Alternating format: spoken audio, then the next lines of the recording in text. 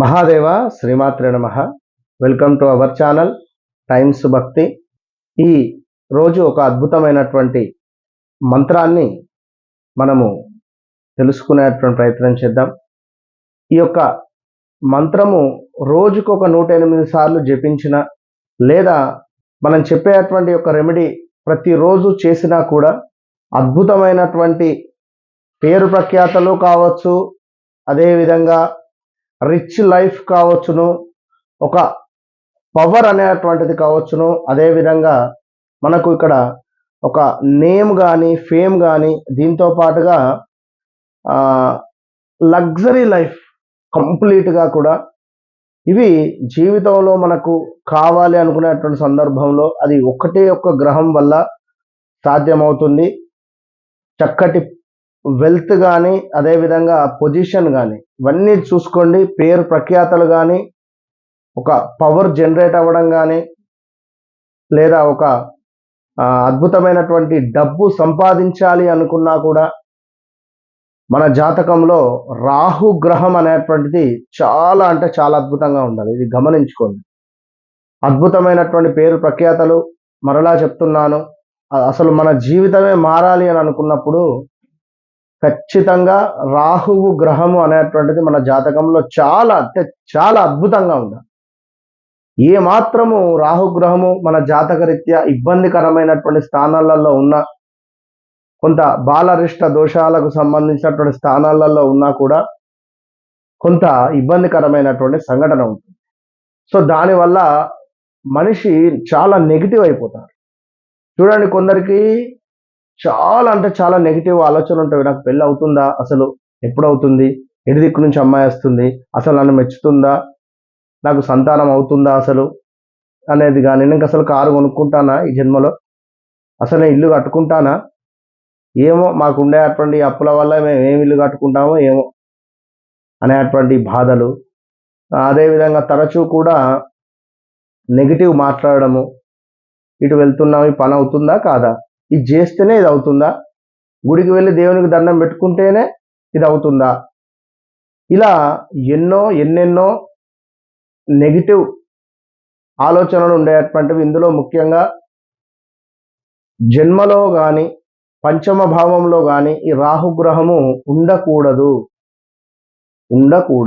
అది వృశ్చికం కావచ్చును, మేషము కావచ్చును, ఈ స్థానాలు జన్మలగ్నము కానీ పంచమ భావము కానీ ఉండకూడదు.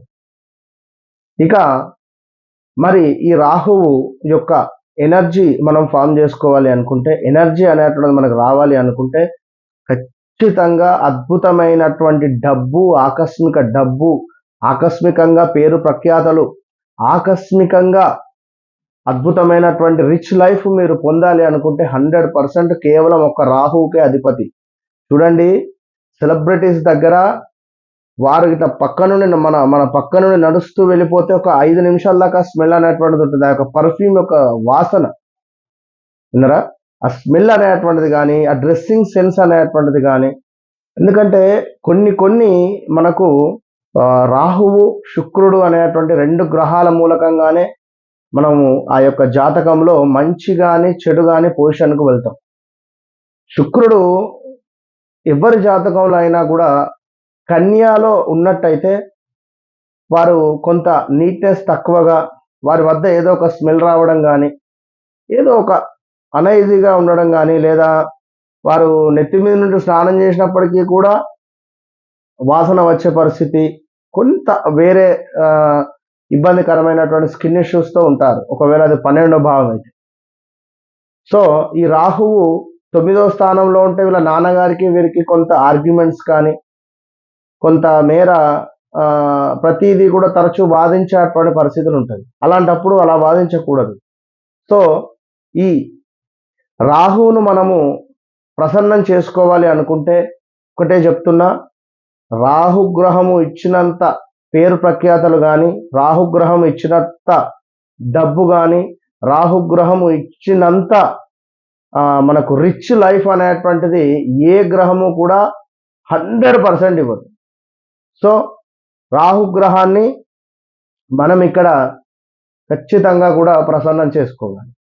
సో అలాంటప్పుడు ఖచ్చితంగా కూడా ప్రతిరోజు ఇంట్లో ఉదయము సాయంత్రము ధూపం వేయాలి.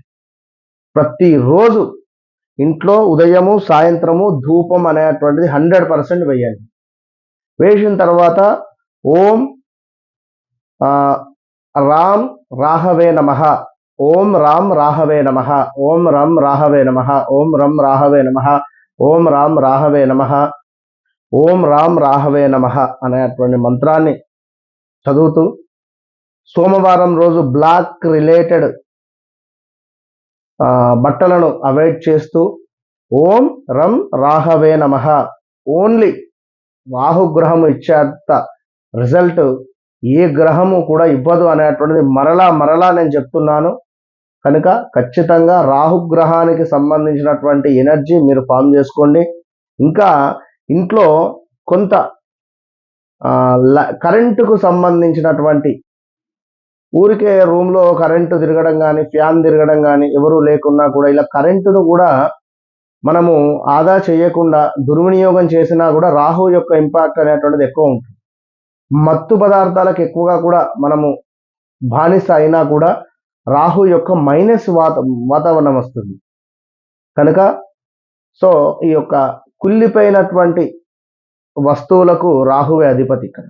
కనుక కొంత ఈ యొక్క చెత్త బుట్టను కావచ్చును, ఆ యొక్క చెత్తను ఎప్పటికప్పుడు క్లీన్ చేసుకోవాలి. ఎట్ ద సేమ్ టైం ఇంట్లో మీ యొక్క వాష్రూమ్ కానీ ఈ యొక్క టాయిలెట్స్ కానీ ఎప్పటికప్పుడు క్లీన్గా ఉంచుకోవాలి. ఎట్ ద సేమ్ టైం ఖచ్చితంగా కూడా మీరు స్నానం చేసిన తర్వాత ఆ యొక్క బకెట్లో నీరు అనేటువంటిది అందులో కొంత ఉంచకూడదు, ఖాళీ చేసేసి బోర్లేసేయాలి బకెట్ దానిపై మగ్గు. సో కొన్ని రెమెడీస్ చిన్నవే అయినప్పటికీ తప్పకుండా ఇవి చేసుకోవడం వల్ల మంచి అంటే చాలా మంచి రిజల్ట్ అనేటువంటిది ఉంటుంది.